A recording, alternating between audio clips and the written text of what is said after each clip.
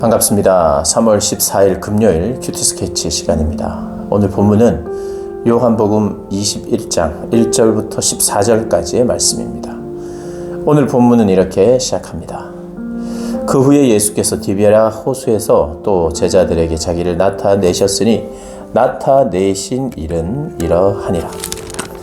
시몬 베드로와 디두모라 하는 도마와 갈릴리 가나 사람 나다나엘과 세베대의 아들들과 또 다른 제자 둘이 함께 있더니 시몬 베드로가 나는 물고기 잡으러 가노라 하니 그들이 우리도 함께 가겠다 하고 나가서 배에 올랐으니 그날 밤에 아무것도 잡지 못하였더니 날이 새어갈 때에 예수께서 바닷가에 서셨으나 제자들이 예수이신 줄을 알지 못하는도다. 오늘 본문은 부활 후에 요한복음에서는 부활 후에 제자들을 몇 번 만났는지 몇 번 나타나셨는지를 표현하고 있는데 3번 나타났다고 말하고 있습니다. 3번. 첫 번째는 제자들을 찾아와서 평안히 있을지어다 이렇게 이야기를 했고, 두 번째는 도마가 의심하는 바람에 한 8일 뒤에 또 한 번 나타나셨고, 이번에 이제 3번째 나타났다고 이야기를 하는데, 3번째 나타나서 만남이 조금은 특이하기도 하고 또 재밌기도 하고, 이 만남을 통해서 예수님이 꼭 하고 싶은 말씀을 길게 하시는 부분이 바로 21장입니다. 21장. 이들이 고기를 잡으러 갔어요. 아마도 부활하신 예수님을 만났음에도 불구하고 예수님이 그들에게 곧바로 다시 우리가 일을 해야 된다. 너희들에게 사명이 있다. 내가 약속했던 바 이제 곧 이루어질 것이다. 내가 부활한 것도 너희들이 확인하지 않았느냐 하면서 그때부터 바로 또 제자들을 데리고 혹은 그들끼리 사역을 하도록 뭔가 조치하지 않았어요. 아직까지. 오늘 이 바닷가에서의 만남 전에는 그런 게 없었다는 거예요. 그러니까 제자들이 고기 잡으러 간 거죠. 예전에 하던 일, 고향에 가서 자신들이 하는 일을 하는 겁니다. 이 부분을 놓고 우리가 생각할 수 있는 첫 번째는 이들에게 실망 혹은 죄송함, 미안함, 그리고 낙담 이런 것이 부활을 했음에도 불구하고 그들에게 자리 잡았다고도 볼 수 있고요. 뭐 때문에 그들이 고향에서 고기를 잡으면서 옛날처럼 돌아갔는지는 성경은 말하고 있지 않아요. 근데 추측할 수 있는 하나는 그런 추측도 가능하고요. 근데 더 확실한 추측은 주님이 그때까지 뭔가 조치를 취하지 않았다는 거예요. 그래서 오늘 21장이 열리면서 주님이 이제 조치를 취하시는데 주님이 기적을 또 한번 보여주시네요. 153마리라고 하는 그물에 그 고기를 잡아요. 배 오른편에 던져라. 밤이 새도록 고기를 못 잡았죠. 예수님이 공생애 때에 제자들을 만날 때 깊은 데 던져라 해서 고기를 많이 잡은 사례가 있습니다. 이미. 그 기적이 생각이 나요. 사실 이 기적이 필요한가를 우리가 질문할 수 있죠. 그래야 묵상에 도움이 됩니다. 어떻게 보면 기적이 필요할까요? 제자들이 기적 보고 예수님 다시 믿고 이럴 게 아니잖아요. 더 큰 기적이 많았잖아요. 그리고 너무 확실한 기적 중에 기적, 하나님만이 하시는 기적을 예수님께서 보여주셨잖아요. 뭡니까? 죽음을 통한 부활. 아니, 제자들에게 지금 기적이 없으면 예수님을 못 믿는다든지 의심한다든지 그럴 상황은 아니거든요. 그럼에도 불구하고 기적을 왜 베푸셨고 보여주셨는가? 우리가 생각할 필요가 있죠. 이게 제가 생각했을 때는 이 본문을 묵상하는 가장 중요한 포인트라고 저는 생각이 돼요. 분명히 필요하니까 기적을 베풀었거든요. 그렇다면 하나 생각할 수 있습니다. 뭐냐면 이제 부활 후에 제자 공동체가 또 교회가 여전히 초자연적인 하나님의 능력과 역사를 보이는 공동체다. 이 기독교 공동체는 우리가 상식적으로나 이성적으로나 합리적으로 모든 것을 이해할 수 있는 그런 공동체는 아니에요. 합리적이고 상식적이고 이상적인 만남과 모임, 인격적인 만남과 모임이 있는 것은 사실이지만 상식을 뛰어넘는 초상식, 초자연적인 역사와 능력이 여전히 있는 곳이 교회입니다.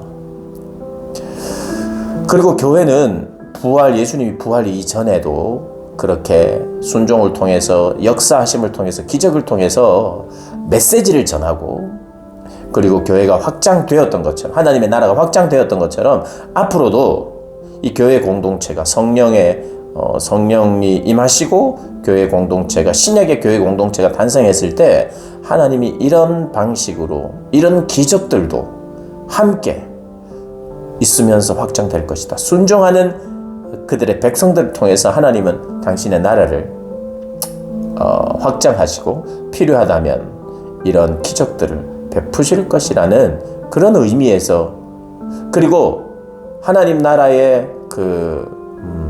확장의 방식이 153마리라고 하는 많은 물고기를 잡듯이 이 교회가 확장될 것인데 그 확장의 중요한 것은 바로 교회의 백성들의 순종이다. 이걸 말하기 위해서라고 저는 생각을 합니다. 그래서 다시 한번 새롭게 출발하는 공동체에 있을 순종과 하나님의 역사가 있는 공동체임을 다시 한번 제자들에게도 제자들 이후의 성도들에게도 말하고자 하는 것이죠.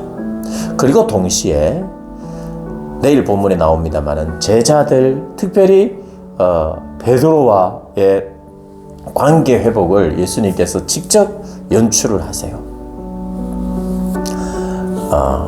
양심에 찔리기도 하고 이 숯불에 손을 쬐이면서 몸을 녹이면서 예수님을 부인했던 그 숯불이 기억나도록 하면서 그 숯불에 생선을 구워주시는 예수님을 배신했던 그 장면이 떠오르는데 예수님은 그 숯불에다가 생선을 구워서 제자들에게 그리고 베드로에게 이렇게 음식을 준비해 주는 그러므로 말미암아 또 이 기적과 함께 기적 이후에 이어지는 스토리를 통해서 주님이 하시고자 하는 말씀이 있는 거죠. 내일 본문에 이제 그게 나옵니다만은 오늘은 기적이 필요했는가? 기적을 통해서 말씀하시는 이유가 무엇인가를 한번 묵상해 봤습니다. 사랑하는 여러분, 저와 여러분의 신앙생활은요, 하나님의 초자연적인 역사가 없으면 불가능한 신앙생활입니다. 늘 일어나야 된다는 뜻이 아니에요. 내 마음의 변화, 내 생각의 변화. 그래서 나를 위해서 살다가 정반대로 주님을 위해 살게 되는 것은요, 초자연적인 역사만큼 아주 큰 역사예요. 그리고 기독교의 역사 안에는요, 그리고 우리의 삶의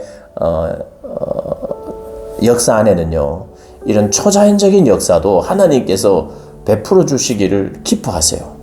물론 그 초자연적인 역사와 기적에는 하나님의 메시지가 담겨 있죠. 그래서 우리 갈망해야 됩니다. 하나님, 우리가 하나님의 말씀을 공부하고 신앙생활하고 또 기도하고 하나님의 응답과 역사를 우리가 바라볼 때 너무 그런 일들이 일어나지 않으니까 그런 것을 구하는 것조차도 점점 사라지는 그런 시대를 우리가 혹시 살고 있는 것은 아닌가 하는 생각도 합니다. 그러나 이 기적은요, 예수님 시대도 기적을 베풀 때 많은 사람들이 오해를 했어요.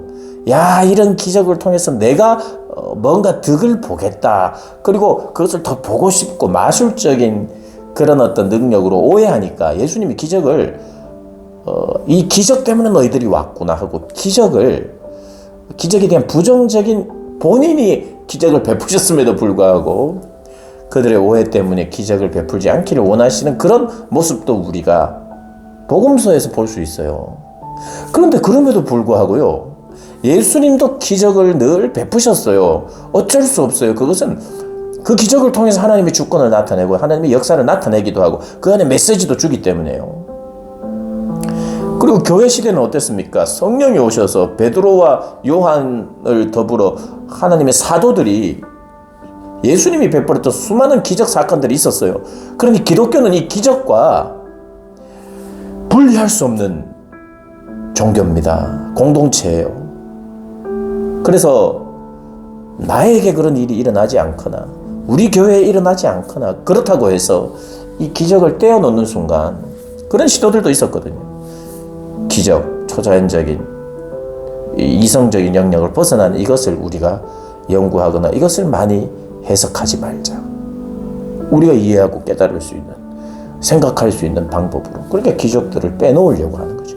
사랑하는 여러분, 오늘 예수님이 부활하시고 가장 중요하고 큰 기적을 베푸신 이후에도 제자들에게 또 한 번 기적을 베풀어 주시면서 말씀해 오고 그 말씀을 깨닫게 하고 믿게 하시는 것이 주님의 방법이었다면, 성령을 통해서 신약 교회 시대가 그런 초자연적인 역사로 복음이 확장되었다면 오늘 이 시대도 여전히 동일한 하나님이, 동일한 예수님이, 동일하신 성령님이 그 일을 하시길 기뻐하신다는 거 꼭 기억하고, 그게 신기해서가 아니라 나도 그런 거 좀 신기한 그런 거 경험했으면 좋겠다라고 하는 그런 경험적인 의미에서의 간구 때문이 아니라 말씀이 말하고 또 하나님의 주권을 나타내는 방법이고 교회 확장을 위해서 하나님이 쓰시는, 오늘도 여전히 쓰시는 방법이라는 것을 믿는 가운데에